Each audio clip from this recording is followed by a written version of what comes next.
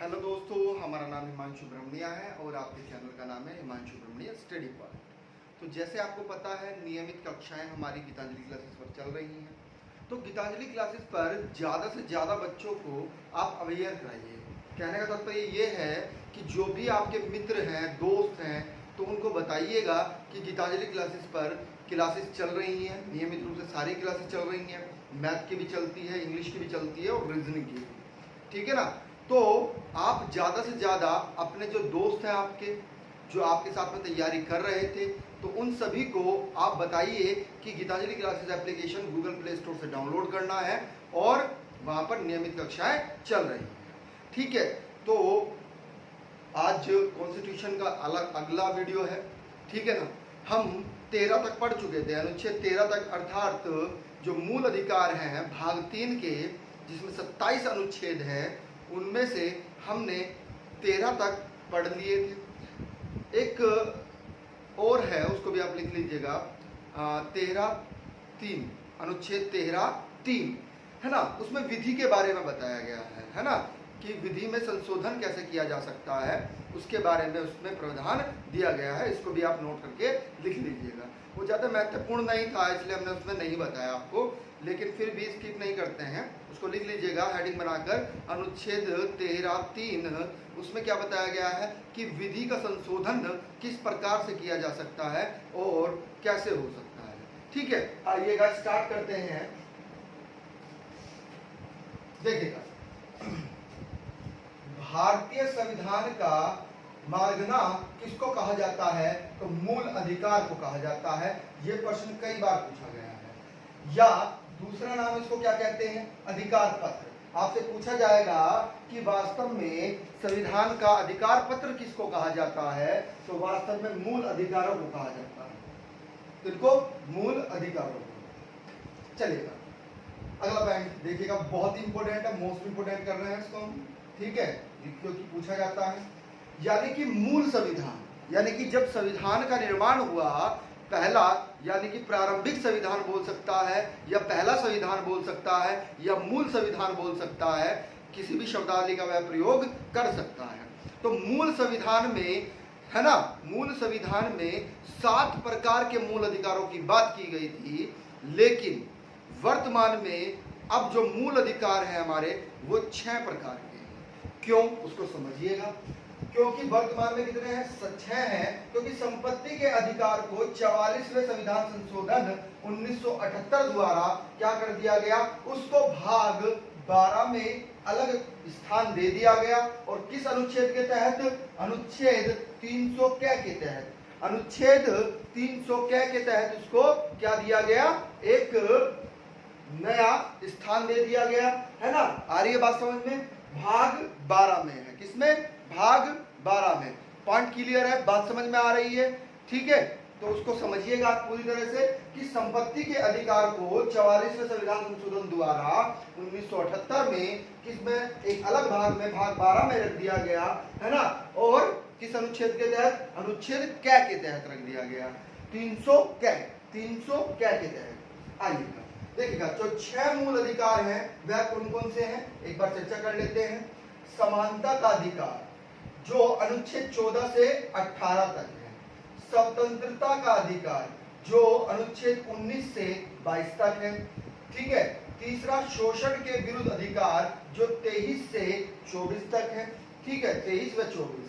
ठीक है। धार्मिक स्वतंत्रता का अधिकार, जो 25 से 28 तक है, अनुच्छेद 25 से 28 तक।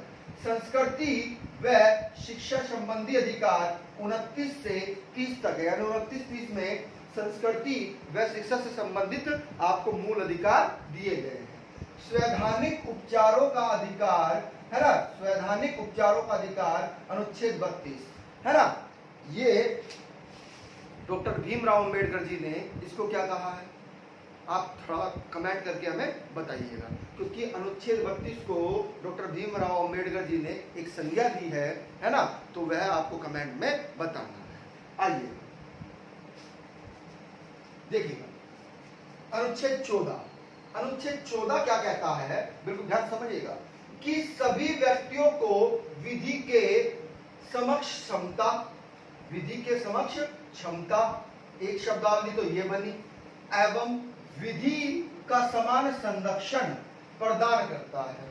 ठीक है, यानी कि राज्य जो है, बिल्कुल ध्यान समझिएगा, बिल्कुल ध्यान से समझना है। 14 अनुच्छेद बहुत इंपॉर्टेंट है, इसको इंपॉर्टेंट कर देते हैं। 2 शब्दावलियां इसमें आती हैं और उनसे प्रश्न बनते हैं। देखिएगा इन्होंने क्या कहा, पहला प्रश्न तो यही बनेगा कि व्यक्तियों शब्द का प्रयोग किस अनुच्छेद में किया गया है। तो व्यक्ति शब्द का प्रयोग अनुच्छेद 14 में किया गया है। पॉइंट क्लियर है।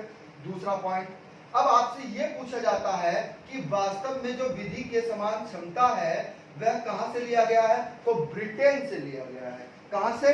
ब्रिटेन से लिया गया है। अब यह पूछा जाता है कि विधि के समान जो क्षमता है वह सकारात्मक है कि नकारात्मक है। अब आप समझिएगा कि ये नकारात्मक है। क्यों है नकारात्मक, इसको समझिएगा कि आपने देखा होगा कि जब आप बस में जाते हैं तो वहां पर लिखा होता है कि पत्रकार,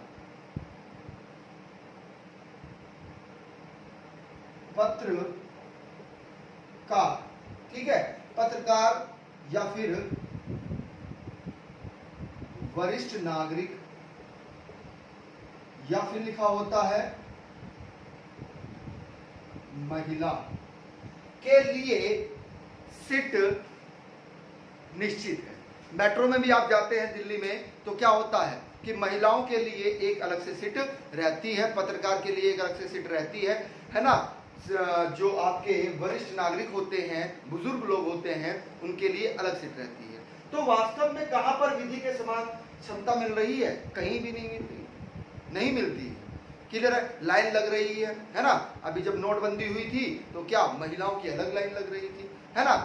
नहीं।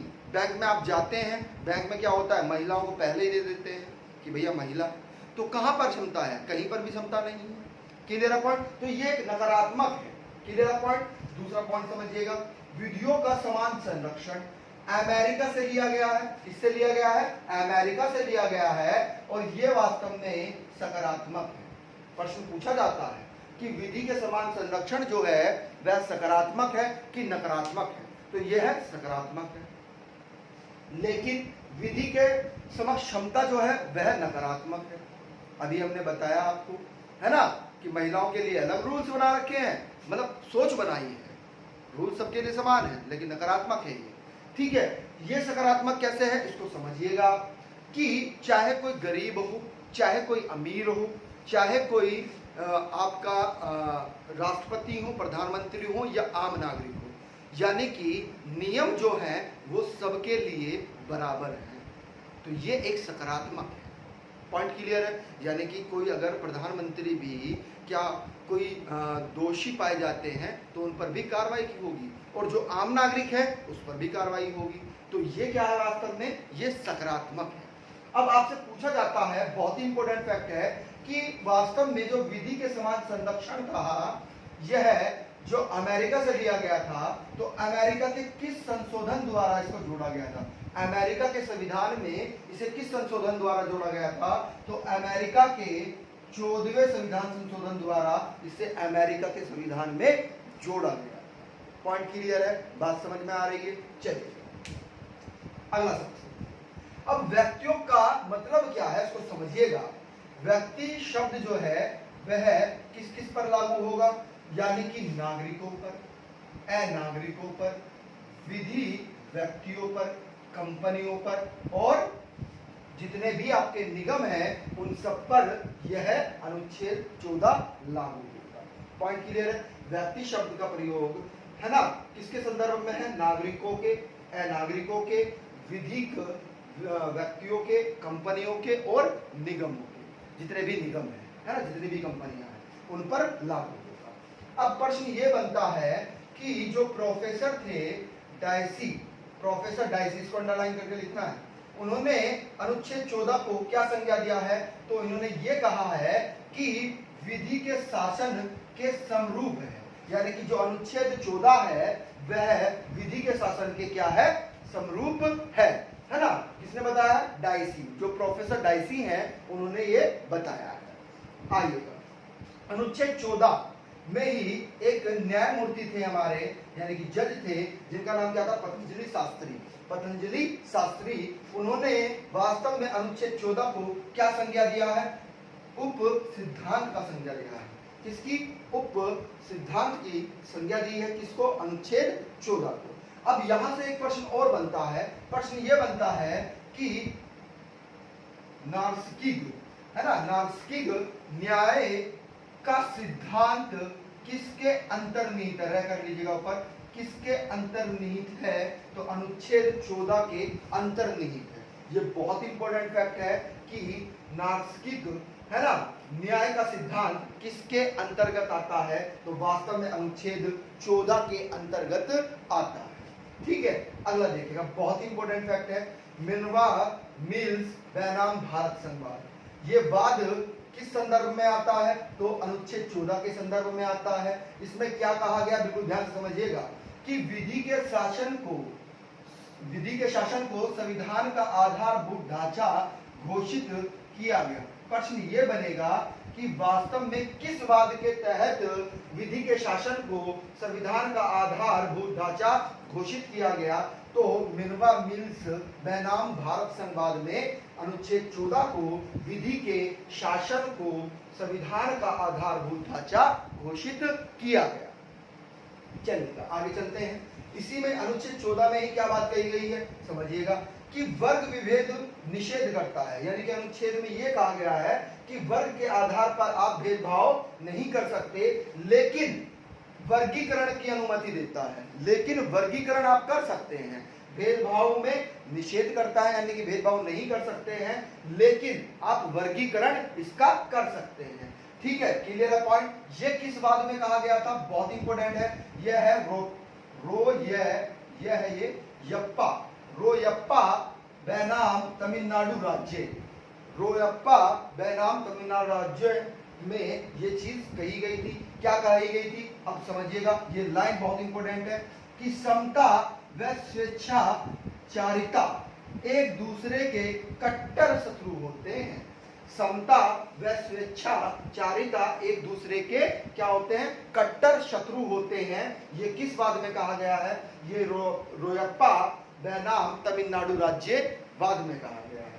Clear point. एक वाद और आता है इससे संबंधित अनुच्छेद 14 से, वह वाद कौन सा है, वह है चिरजीत लाल बनाम भारत संघ। इसमें क्या कहा गया, इसमें यह कहा गया कि एक व्यक्ति स्वयं एक वर्ग माना जा सकता है, यानी कि जो एक अकेला व्यक्ति है वह वास्तव में एक वर्ग माना जा सकता है। यह किस वाद में कहा गया है, यह चिरजीत लाल बनाम भारत संघवाद में कहा गया।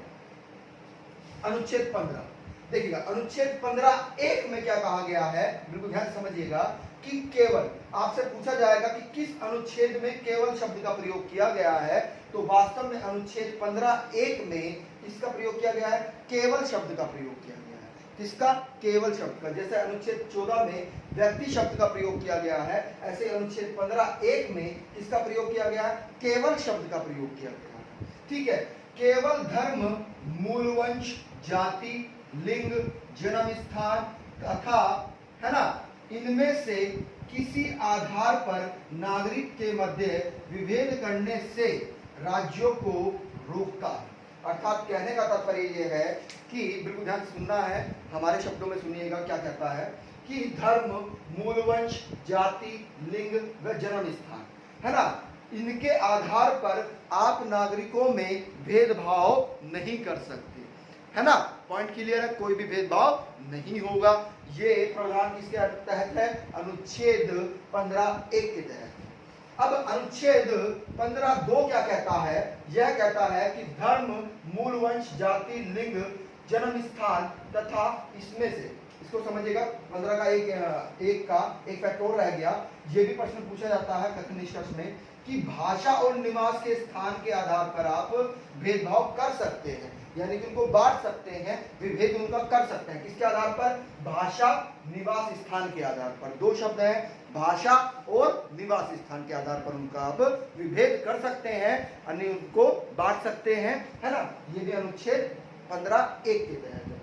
अब अनुच्छेद 15(2) में क्या कहा गया है, बिल्कुल ध्यान समझिएगा, धर्म, मूल वंश जाति लिंग, धर्म मूल वंश जाति लिंग व जन्म स्थान के आधार पर आप प्रवेश या उसका उपयोग, है ना, बिल्कुल बहुत इंपॉर्टेंट है, प्रवेश व उसका उपयोग, है ना, आप नहीं कर सकते। यानी कि शर्त दी गई है, किसी शर्त के माध्यम से या प्रतिबंध के माध्यम से आप क्या नहीं कर सकते, दुकानों पर जाने से मना कोई नहीं कर सकते, शर्त नहीं लगा सकते, है ना, कोई प्रतिबंध नहीं लगा सकते।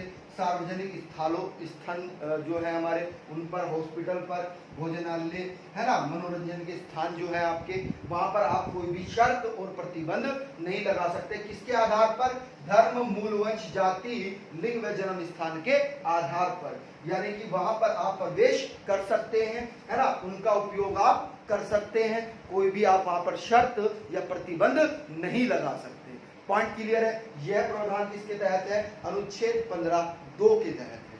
अब अनुच्छेद 3 यानी कि अनुच्छेद 15(3) क्या कहता है? वह यह कहता है, बिल्कुल ध्यान समझिएगा, कि राज्यों को स्त्रियां, जो स्त्री हमारी महिलाएं हैं, ठीक है, और बालकों के लिए क्या विशेष प्रावधान करने की शक्ति देता है।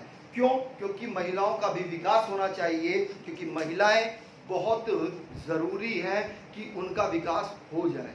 क्योंकि महिलाओं का विकास होगा, क्योंकि हमारा 50% भाग, यानी कि देश की अगर हम बात करें कि हमारे भागीदारी में, यानी कि हमारी भागीदारी जो होती है ना, उसमें मेन रोल जो रहता है, 50% जो रोल रहता है वह महिलाओं का रहता है। अगर महिलाओं का विकास नहीं होगा तो आपके समाज का विकास नहीं होगा, और आपके समाज का विकास नहीं होगा तो आपके राष्ट्र का विकास नहीं होगा। पहले आप अपने समाज का विकास करेंगे, तो जब सारे मिल जाएंगे तो आप अपने राष्ट्र का विकास भी कर सकते हैं। तो उनके राष्ट्र, अपने राष्ट्र का विकास करने के लिए, अपने समाज का विकास करने के लिए क्या किया गया है? विशेष प्रावधान की शक्ति प्रदान करता है। किनको? महिलाओं को और बालकों को। क्लियर है? कौन? राज्यों को। राज्यों को स्त्री व महिलाओं के लिए विशेष प्रावधान करने की शक्ति प्रदान कौन सा अनुच्छेद करता है? अनुच्छेद 15(3) करता है ना? किसके लिए? उनके विकास के लिए। आपसे प्रश्न ये भी बनता है कि महिलाओं को घरेलू हिंसा संरक्षण अधिनियम, यानी कि महिलाओं का घरेलू हिंसा, यहां से इसको इन्वर्टेड कॉमास में करिएगा, ठीक है, को घरेलू हिंसा के संरक्षण अधिनियम 2005 में जो आया था, ठीक है, को संवैधानिक घोषित किया गया। क्या किया गया? संवैधानिक घोषित किया गया। यानी कि आप घरेलू हिंसा महिलाओं के साथ नहीं कर सकते, बालकों के साथ नहीं कर सकते। क्लियर है? पॉइंट आ रही है बात समझ में?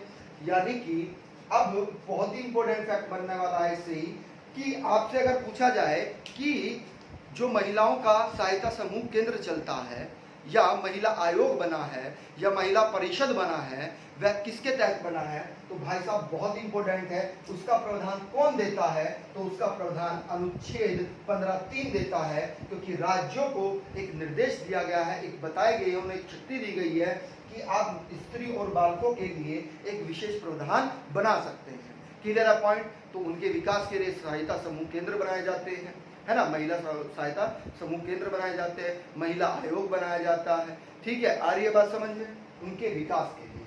अगला फैक्ट समझिएगा, अनुच्छेद 15(4) क्या कहता है? 15(4) ये कहता है कि, बिल्कुल ध्यान समझना है, ये प्रश्न पूछा भी गया है कि प्रथम संविधान संशोधन 1951 द्वारा किसको जोड़ा गया? तो वास्तव में जो प्रथम संविधान संशोधन 1951 हुआ था, है ना, तो उसमें अनुच्छेद 4 को जोड़ा गया था। अनुच्छेद 15(4) को जोड़ा गया था, जिसमें राज्यों को क्या दिया गया?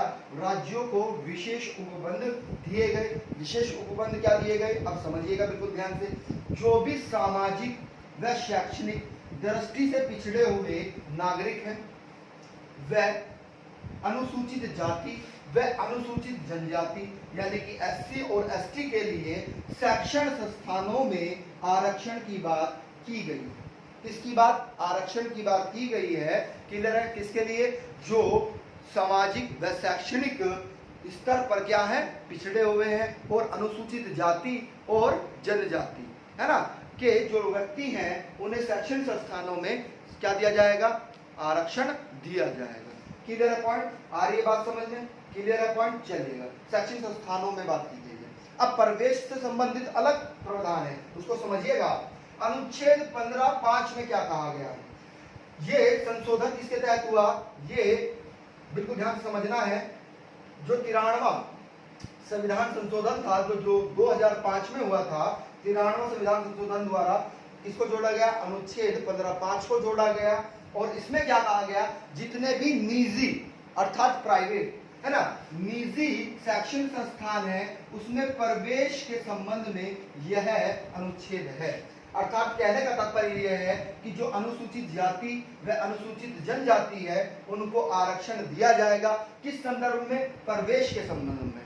किसके? प्रवेश के संदर्भ में। कि आप किसी विश्वविद्यालय में या स्कूल में या प्राइवेट कॉलेज में क्या लेना चाहते हैं? एडमिशन लेना चाहते हैं, तो वहां पर भी आपको आरक्षण दिया जाएगा। किनको?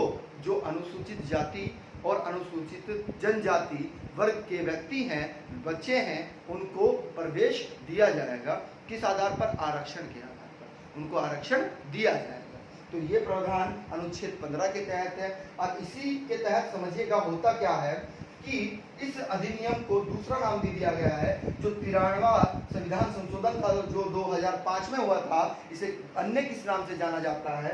तो इसे प्रवेश आरक्षण अधिनियम के नाम से जाना जाता है। प्रवेश आरक्षण अधिनियम के नाम से जाना जाता है, क्योंकि इसमें प्रवेश के संदर्भ में क्या की गई है? प्रावधान किया गया है कि जो अनुसूचित जाति व अनुसूचित जनजाति के हमारे भाई बहन हैं, उनको क्या दिया जाए? प्रवेश दिया जाए आरक्षण के साथ में, है ना।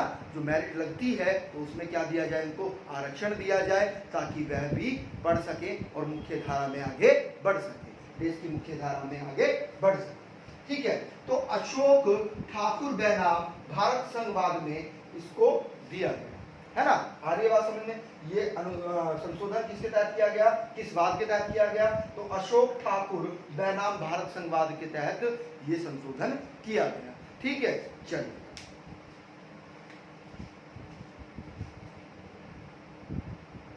अनुच्छेद 15 हमने पढ़ लिया है। आइएगा अनुच्छेद 16 जो है इसको भी खत्म कर लेते हैं, और 17 और 18 को भी, है ना। देखिएगा मोटे रूप में अगर हम बोले कि अनुच्छेद 16 क्या है, तो वास्तव में आप जब सरकारी नौकरी करते हैं तो सरकारी नौकरी में लिंग, मूलवंश, धर्म, जाति और निवास स्थान पर आपका कोई भेदभाव नहीं होगा। एक ये मोटे तौर पर हम बता रहे हैं, क्योंकि प्रश्न कभी कभी ऐसे पूछ लिया जाता है सीधा सीधा कि अनुच्छेद 16 किससे संबंधित है। तो सरकारी नौकरी में भेदभाव नहीं होगा। किस आधार पर? लिंग, मूलवंश, जाति, धर्म और निवास स्थान के आधार पर। ठीक है, अब इसमें भी कुछ अनुच्छेद हैं, खंड हैं, उन पर भी चर्चा करते हैं, क्योंकि वहां से भी प्रश्न बनता है। आइएगा अनुच्छेद 16 में क्या कहा गया है कि लोक नियोजन अवसर की समानता का प्रत्यभूत, है ना, प्रत्यभूति प्रदान करता है। यानी कि अवसर की समानता सबको देता है, चाहे वह सरकारी नौकरी हो चाहे वह प्राइवेट नौकरी हो, कोई भी आपके साथ में भेदभाव नहीं होगा। ठीक है, अनुच्छेद 16 क्या कहता है? बिल्कुल ध्यान समझिएगा। केवल प्रारंभिक नियुक्ति, है ना, केवल प्रारंभिक नियुक्ति में नहीं बल्कि पदोन्नति, पदोच्युति, यानी कि पदोच्युति का मतलब आपको जब डिमोशन कर देते हैं, है ना, तो उसको बोलते हैं डिमोशन, है ना। वेतन, अवकाश, ग्रेजुएटी। ग्रेजुएटी क्या होती है कि जैसे आप नियंत्रण क्या करते रहते हैं, किसी विभाग में है, तो आपका जो पे स्केल होता है उसमें वृद्धि होती रहती है। हर 6 महीने में, 1 वर्ष में क्या होता है? वृद्धि होती रहती है आपके पे स्केल में। वही क्या होती है? वास्तव में ग्रेजुएटी होती है, जो अंत में मिलती है आपको, जो अंत में आपको पैसा मिलता है, वही क्या कहलाता है? आपका ग्रेजुएटी कहलाता है। या फिर पेंशन, जो सबसे बाद में आपको मिलेगा, है ना, पेंशन आदि में भी लागू होता है। क्लियर है पॉइंट? कहने का तात्पर्य यह है कि प्रारंभिक नियुक्ति में तो मामले में ही नहीं, यानी कि उसमें तो होता ही होता है, बल्कि पदोन्नति यानी कि प्रमोशन में भी होता है।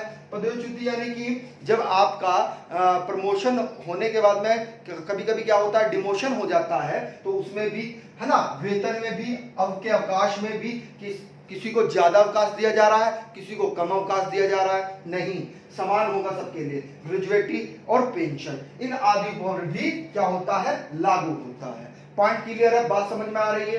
अगला देखिएगा, अनुच्छेद 2 क्या कहता है, 16(2), ये कहता है कि अवसर की समानता सामान्य सिद्धांत का उल्लेख किया गया है। बहुत ही इंपॉर्टेंट फैक्ट है और पूछा जाता है अनुच्छेद 1 भी और अनुच्छेद 2 भी, यानी कि अनुच्छेद 16(a) और अनुच्छेद 16(b), अर्थात अनुच्छेद 1 16(1) और अनुच्छेद 16(2) पूछे जाते हैं, महत्वपूर्ण है। पूछा जाता है कि सामान्य, देखिएगा बिल्कुल ध्यान समझिएगा, समानता, अवसर की समानता का सामान्य सिद्धांत जो है वह किस अनुच्छेद के तहत है, तो वास्तव में अवसर की समानता के सामान्य सिद्धांत जो है वह अनुच्छेद 16(2) में है। पॉइंट क्लियर है, आगे चलते हैं। अनुच्छेद 16(3) क्या कहता है उसको समझिएगा। यह वास्तव में अनुच्छेद 2 का क्या है, अपवाद है।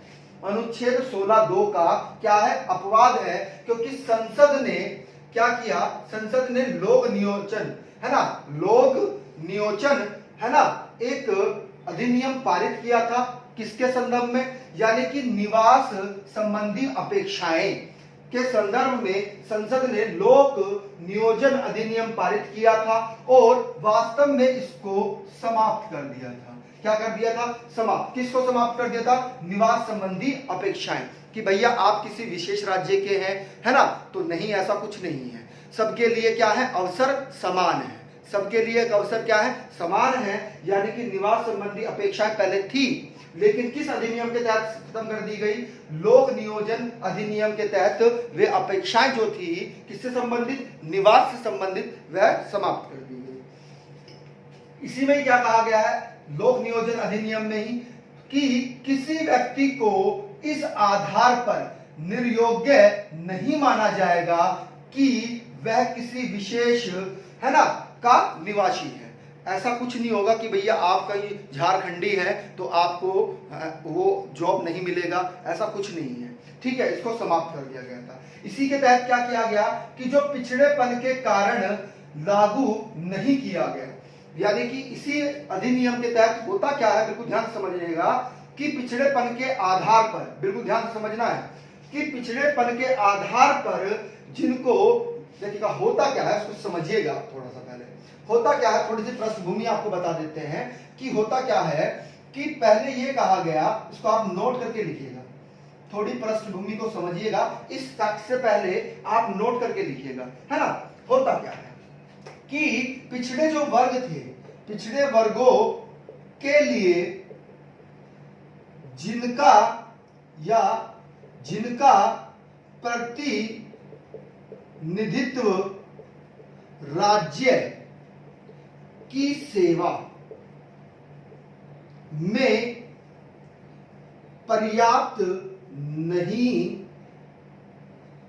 आरक्षण का प्रावधान कर सकती है। यानी कि बिल्कुल ध्यान से समझिएगा, राज्य की सेवा में पर्याप्त नहीं आरक्षण का प्रावधान कर सकता है कौन, पिछड़े वर्ग, यानी कि पिछड़े वर्ग के लिए जिनका प्रतिनिधित्व राज्य कर रहा है या राज्य की सेवा में है, वह पर्याप्त आरक्षण का प्रावधान कर सकती है। कौन, राज्य कर सकती है। ये किस वाद में कहा गया था, इसको भी आप लिख लीजिएगा, क्योंकि ये वाद भी पूछा जाता है बालाजी वाद में। बालाजी वाद में कहा गया था, क्या कहा गया था, बिल्कुल ध्यान से समझिएगा। बालाजी वाद में यह कहा गया था, केवल किसके आधार पर, केवल जाति को पिछड़ेपन, है ना, जाति को, केवल जाति को पिछड़ेपन का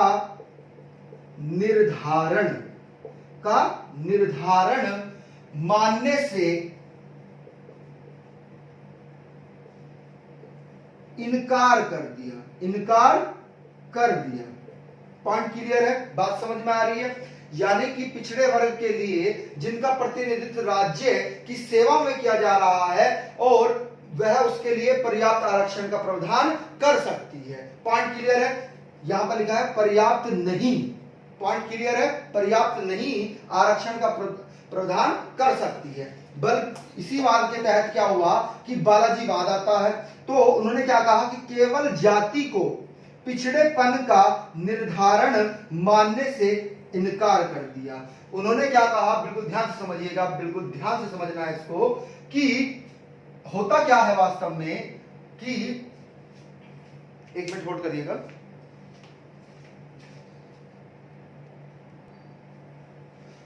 हाँ, तो क्या कहा गया इसमें समझिएगा आप, कि किसी व्यक्ति को इस आधार पर निर्योग्य नहीं माना जाएगा कि वह किसी विशेष का निवासी नहीं है। Clear point. अब यहां से जो इंपॉर्टेंट फैक्ट बनता है उसको समझिएगा कि पिछड़ेपन के कारण जिन राज्यों में लागू नहीं किया गया, तो कौन कौन से राज्य हैं भाई, हिमाचल प्रदेश, मणिपुर, त्रिपुरा और आंध्र प्रदेश का तेलंगाना वाला क्षेत्र जो है, क्योंकि इसी के तहत एक वाद आता है जिसे क्या कहा जाता है, नरसिंह राव बैनाम आंध्र प्रदेश वाद कहते हैं। इसमें क्या किया गया, इसको असंवैधानिक घोषित कर दिया गया। क्या कर दिया गया, असंवैधानिक घोषित कर दिया जाता है। पॉइंट क्लियर है, आ रही है बात समझ में। ये अपवाद था किसका, 2 का। पॉइंट क्लियर है, क्योंकि संसद ने क्या किया था, लोक नियोजन अधिनियम पारित किया था और इसके तहत निवास संबंधी जो अपेक्षाएं थी कि नहीं भैया, जो प्रोटोकॉल से कि नहीं आप इसी देश के निवासी हैं या इसी राज्य के निवासी हैं, किस क्षेत्र में रहते हैं, तो उसके आधार पर क्या कर दिया था, समाप्त कर दिया था निवास से संबंधित अपेक्षाओं को। क्लियर पॉइंट आएगा। अगला फैक्ट समझिएगा, 16(4) क्या कहता है, इस अनुच्छेद की कोई बात राज्य को पिछड़े हुए वर्ग के किसी नागरिक के पक्ष में जिनका प्रतिनिधित्व राज्य की राय में राज्य के अधीन सेवाओं में पर्याप्त नहीं है। Clear point. नियुक्ति या पदों के आरक्षण के लिए उपबंध करने से समाप्त नहीं करेगी। बहुत ही इंपॉर्टेंट फैक्ट है, इसका मूल सार हम आपको बता देते हैं कि वास्तव में होता क्या है, नोट करके आप लिख लीजिएगा, इसका सार आप नोट करके लिखिएगा, ठीक है, कि पिछड़े वर्गों या वर्ग के लिए जिनका प्रतिनिधित्व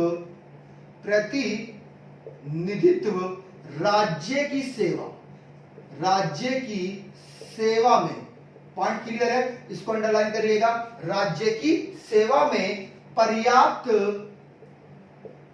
नहीं आरक्षण का प्रावधान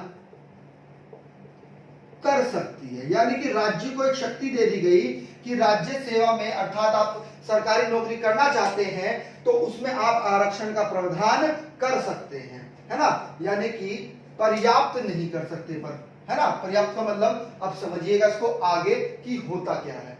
यानी कि ये वाद वास्तव में होता क्या है, इसकी पृष्ठभूमि को समझिएगा। बालाजी वाद आता है, क्या आता है, बालाजी वाद आता है। और बालाजी वाद में क्या बात होती है, उसमें यह कहा गया कि केवल जाति, बिल्कुल ध्यान से समझिएगा, केवल जाति, बहुत इंपॉर्टेंट फैक्ट है, को पिछड़ेपन का निर्धारण क्या आधार मानने से इनकार कर देता है, इनकार कर देता है। पॉइंट क्लियर है, इनकार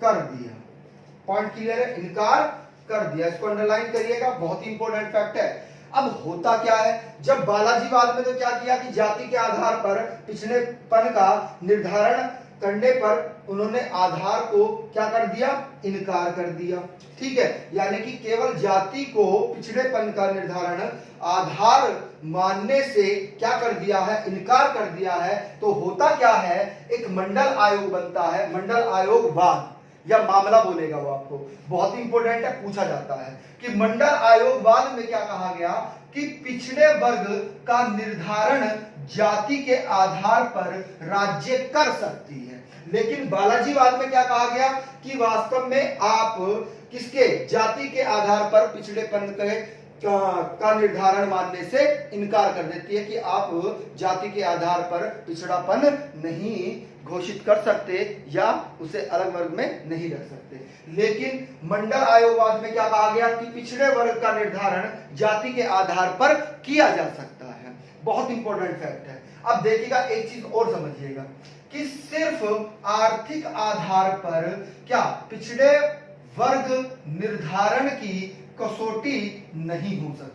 किस आधार पर? बहुत इंपॉर्टेंट फैक्ट है, सिर्फ आर्थिक आधार पर यानी कि फाइनेंशियल कंडीशन पर आप पिछड़े वर्ग का निर्धारण कसौटी में नहीं कर सकते, उसको नहीं रख सकते।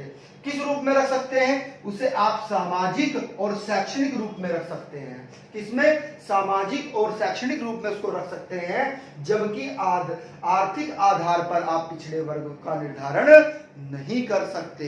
बहुत ही इंपॉर्टेंट फैक्ट है। ठीक है, अब होता क्या है कि मंडल आयोगवाद फिर आता है और वह किस वाद के नाम से आता है यह महत्वपूर्ण है, इंदिरा साहनी बैनाम भारत संघ। अब इसमें क्या कहा गया? इसमें देखिएगा, बिल्कुल ध्यान से समझिएगा, बहुत इंपॉर्टेंट फैक्ट है, यह आपके आरक्षण से संबंधित है, इसको समझिएगा। एक न्यायाधीश है जिनका नाम क्या है? एच.एम. कानिया। क्या नाम है? एच.एम. कानिया। तो इनके अध्यक्षता में एक कमेटी बनती है। उस कमेटी में 9 सदस्य होते हैं, सदस्य भी पूछे गए हैं, 9 सदस्य होते हैं। अब वहां पर क्या होता है? मतदान होता है और मतदान का निर्णय किस रेशो में आता है? तो 6:3 में आता है। यानी कि 6 ने क्या किया? 6 ने इस निर्णय को क्या माना? सही माना, जबकि 3 ने इस निर्णय को गलत माना। ठीक है, अब होता क्या है इसके तहत कि 27% क्या आरक्षण वैध माना गया। इसी कमेटी के तहत यानी कि इंदिरा साहनी बैनाम भारत संघ के मामले में ही जो कमेटी बनाई जाती है 9 सदस्यों की, उसमें ही क्या किया गया? एक प्रावधान किया गया कि पिछड़े वर्गों को कितना 27% आरक्षण वैध घोषित कर दिया गया। जबकि न्यायालय ने क्या सूचना दी? न्यायालय ने यह निर्देश दिया कि प्रोन्नति तो अवैध है। क्या है? प्रोन्नति यानी कि प्रमोशन क्या है? वह तो अवैध होगा, है ना, लेकिन कुल आरक्षण 50% से अधिक नहीं होना चाहिए। यानी कि कुल आरक्षण 50% से अधिक नहीं होना चाहिए। यह बात किसने कही? न्यायालय ने। और प्रमोशन को क्या कह दिया उन्होंने? प्रमोशन को यह कह दिया कि यह अवैध है। पॉइंट क्लियर है? आइएगा आगे चलते हैं, बहुत ही इंपॉर्टेंट है। अनुच्छेद 16(4) के, अनुच्छेद 16(4) के यानी कि अनुच्छेद 16(4) का ही उपखंड है कै। तो उसमें ये किस संशोधन के द्वारा हुआ? 1995 में 77वें संविधान संशोधन द्वारा हुआ। और इसमें क्या प्रावधान किया गया कि राज्य को शक्ति दी जाती है कि वह एससी या एसटी, अर्थात कहने का तात्पर्य है अनुसूचित जाति या अनुसूचित जनजाति के लिए क्या करेगा? प्रमोशन अर्थात प्रोन्नति में आरक्षण की व्यवस्था करेगा।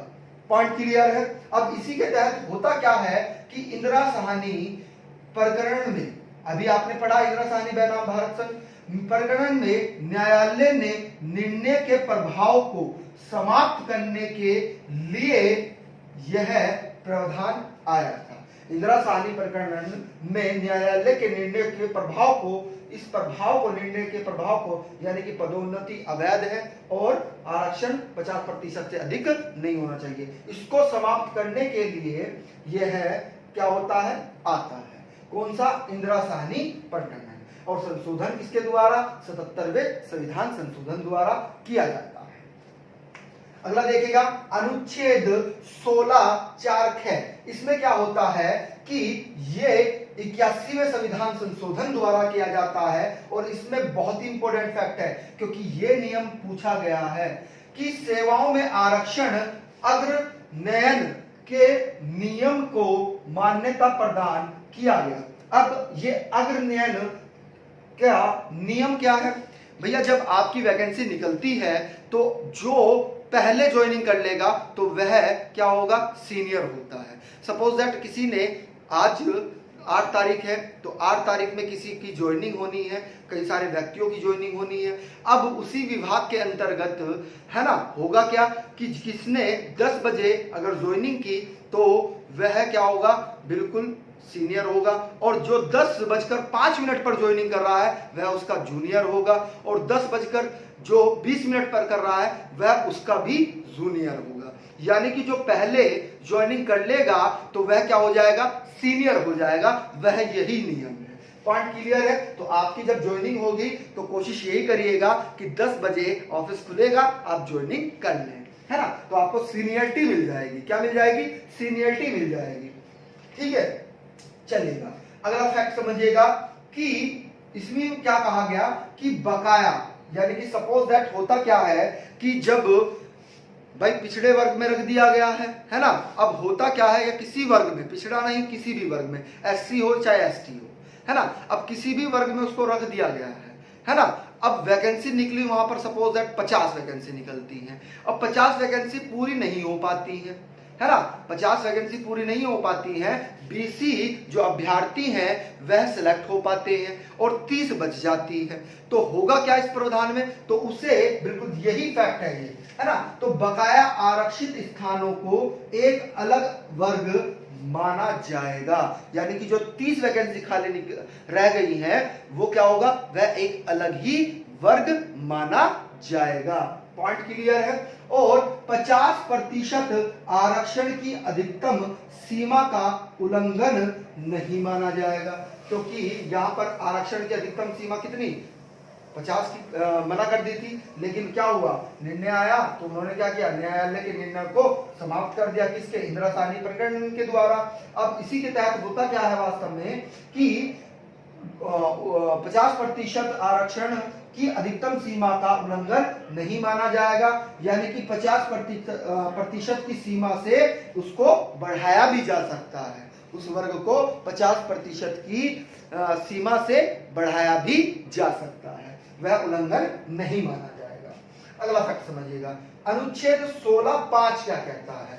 अनुच्छेद 16(5) ये कहता है, बहुत ही इंपॉर्टेंट है, कि राज्य द्वारा निर्मित कोई ऐसी विधि जो किसी धार्मिक और सांप्रदायिक, इसको अंडरलाइन करिएगा, किसी धार्मिक या सांप्रदायिक संस्था के किसी पदाधिकारी या सदस्य के रूप में किसी विशिष्ट धर्म, इसको भी अंडरलाइन करिएगा, या संप्रदाय के लोगों की नियुक्ति, है ना, नियुक्त किए जाने का प्रावधान करती है। पॉइंट क्लियर है? बात समझ में आई? दोबारा से रिपीट कर रहे हैं, बिल्कुल ध्यान से सुनिएगा, मोटा मोटा आपको बता रहे हैं, अपनी लैंग्वेज में समझिएगा। यानी कि राज्य द्वारा कोई ऐसी विधि बनाई जाती है जिसे किसी धार्मिक या सांप्रदायिक संस्था के किसी पदाधिकारी या सदस्य में किसी विशिष्ट धर्म या संप्रदाय के लोगों को नियुक्त किए जाने का प्रावधान भी राज्य को दिया गया है ना। ये प्रवर्तनीय होगी। आ गई बात समझ में? अगला फैक्ट 17वां वास्तव में किससे संबंधित है? छुआछूत से संबंधित है। छुआछूत का अंत करती है ना। आ रही है बात समझ में? कौन सा अनुच्छेद? अनुच्छेद 17, है ना। ये आपको किस नाम से दिया जाएगा? अस्पृश्यता को पूर्णतः समाप्त करते हुए और उसका किसी भी रूप में किए जाने वाला आचरण क्या होगा? निषेध किया गया है। यानी कि आप छुआछूत नहीं कर सकते हैं। पॉइंट क्लियर है? अब इसी के तहत होता क्या है, बहुत ही इंपॉर्टेंट फैक्ट है, समझिएगा बिल्कुल ध्यान से, कि दंडनीय अपराध होगा यदि आप ऐसा करते हुए पाए जाते हैं, छुआछूत की भावना या प्रेरित करते हुए आप पाए जाते हैं, तो आपको 2 वर्ष का क्या होगा? कारावास भी हो सकता है और 1000 रुपए का आपके ऊपर जुर्माना भी लग सकता है, या दोनों कंडीशन भी हो सकती हैं। पॉइंट क्लियर है? अब होता क्या है कि संसद को अधिकार दिया गया है, it is the most important, कि संसद को विधि बनाने का अधिकार दिया गया है। किस अनुच्छेद के तहत दिया गया है?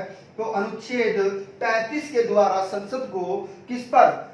छुआछूत अर्थात अस्पृश्यता पर कानून बनाने का अधिकार दिया गया है। क्लियर है पॉइंट। अब इसी के तहत होता क्या है कि 1955 में एक अधिनियम लाया जाता है इसको कठोर बनाने के लिए। किस नाम से है? अस्पृश्यता अपराध अधिनियम 1955 लाया जाता है और ज्यादा कठोर बनाने के लिए।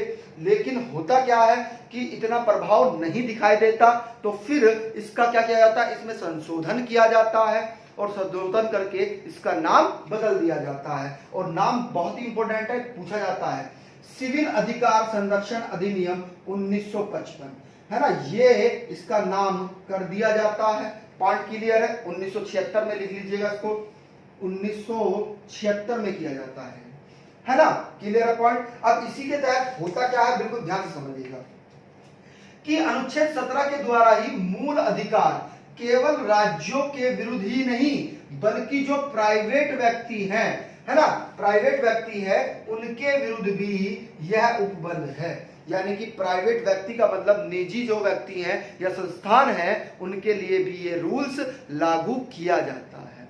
सरकारी संस्थान में ही नहीं बल्कि हर जगह। पॉइंट क्लियर है। आइएगा अब अगला है अनुच्छेद 18। तो अनुच्छेद 18 जो है वह वास्तव में उपाधियों का अंत है। आपसे प्रश्न पूछा जाता है कि किसके तहत उपाधियों का अंत किया गया। तो अब इसमें भी कुछ अनुच्छेद हैं, उनको एक बार समझ लेते हैं। देखिएगा अनुच्छेद 18(1) में क्या कहा गया है, अपवाद है ये कि सेना और विद्या से संबंधित जो सम्मान है उन्हें हम उपाधि नहीं समझेंगे। बिल्कुल ध्यान से समझिएगा। यानी कि सेना से संबंधित जो भी आपको सम्मान दिया जाता है, दो चीज होती है, आप समझिएगा थोड़ा, है ना। एक तो होती है उपाधि और एक होता है सम्मान। तो दोनों में अंतर क्या है उसको समझिएगा, है ना, कंफ्यूज नहीं होना है। देखिएगा जो उपाधि है, अगर हम बात करें उपाधि की, तो जैसे केशर हिंद क्या है, केशर हिंद क्या थी, उपाधि थी। जैसे नाइट की क्या थी, उपाधि थी जो ब्रिटिश द्वारा दी जाती थी। तो ये तो क्या है, उपाधियां हैं। अगर हम बात करें एग्जाम्पल सम्मान की, तो जैसे व्यास सम्मान आपको दिया जाता है, व्यास पुरस्कार, राजीव गांधी पुरस्कार, राजीव गांधी पुरस्कार हो गया, इंदिरा गांधी पुरस्कार हो गया, आपका अर्जुन पुरस्कार हो गया। तो ये क्या है, वास्तव में ये सम्मान है, ये क्या है, सम्मान है। जबकि उपाधि क्या है, केशर हिंद व नाइट जैसी क्या है, वो उपाधि होती है। क्लियर है पॉइंट। अब अनुच्छेद 18(2) के तहत क्या कहा गया है, यदि, बिल्कुल ध्यान समझिएगा, विदेशी राज्य से कोई उपाधि ग्रहण नहीं करेगा। ये स्पष्ट रूप से लिखा हुआ है कि विदेश की उपाधि आपको ग्रहण नहीं करना है। क्लियर है पॉइंट। अगला फैक्ट समझिएगा। अनुच्छेद 18(3) में क्या कहा गया है कि कोई विदेशी व्यक्ति, इसको अंडरलाइन करिएगा, यहां पर विदेशी व्यक्ति की बात की जा रही है। पॉइंट क्लियर है कि विदेशी व्यक्ति जो भारत में कोई लाभ या विश्वास का पद धारण करता है तो वह राष्ट्रपति की सलाह पर, यानी कि राष्ट्रपति की सहमति पर ही क्या कर सकता है, उपाधि को ग्रहण कर सकता है, वरना नहीं। पॉइंट क्लियर है, राष्ट्रपति की सहमति से ही। अनुच्छेद 18(4) क्या कहता है, यदि भेंट या उपलब्धि, है ना, या पद, है ना, कोई विदेशी भेंट मिल रही है आपको या उपलब्धि मिल रही है या आपको पद मिल रहा है, तो आप राष्ट्रपति की सहमति से ही उसको ग्रहण कर सकते हैं, वरना नहीं। Clear point. अब इसी के तहत अब ये आपको नीचे नहीं दिखाई दे रहा होगा, अनुच्छेद 18 में 2 पॉइंट और लिखने हैं आपको, है ना, नोट आउट करके लिखिएगा इसको भी। आइएगा देखिएगा होता क्या है कि आपसे पूछा जाता है कि 18 अनुच्छेद 18 जो है वह कैसा है, ये सिर्फ और सिर्फ कैसा है, निर्देश आत्मक है। सिर्फ क्या है, निर्देश आत्मक है, आदेश आत्मक नहीं है, आदेश आत्मक नहीं है। क्या है, सिर्फ और सिर्फ निर्देश आत्मक है, आदेश आत्मक नहीं है।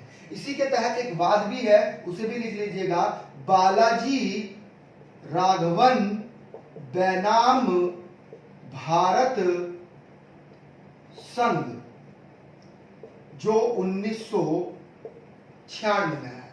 इसमें क्या कहा गया, इसमें यह कहा गया कि जो भारत रत्न है, भारत रत्न सबसे बड़ा पुरस्कार है, कहां, भारत का, तो भारत रत्न की बात की गई है। इसमें पद्म विभूषण, पद्म श्री पद्मश्री की भी बात की गई है कि ये उपाधि नहीं है। ये कहा गया है कि ये उपाधि नहीं है, बल्कि ये क्या है, बल्कि ये सम्मान है। ये उपाधि नहीं है, बल्कि क्या है, सम्मान है। तो पॉइंट क्लियर हुआ। इसके बाद में आपको अगला भाग आपको पढ़ाया जाएगा, ठीक है, कौन सा, बहुत इंपॉर्टेंट है, समानता के अधिकार। ठीक है, ओके। अगर वीडियो अच्छा लगा हो तो इसको लाइक करिएगा और ज्यादा से ज्यादा शेयर करिएगा। ठीक है, तो वीडियो को आप लाइक और कमेंट के माध्यम से मैं बताइएगा कि वीडियो आपको कैसा लगा। Thank you.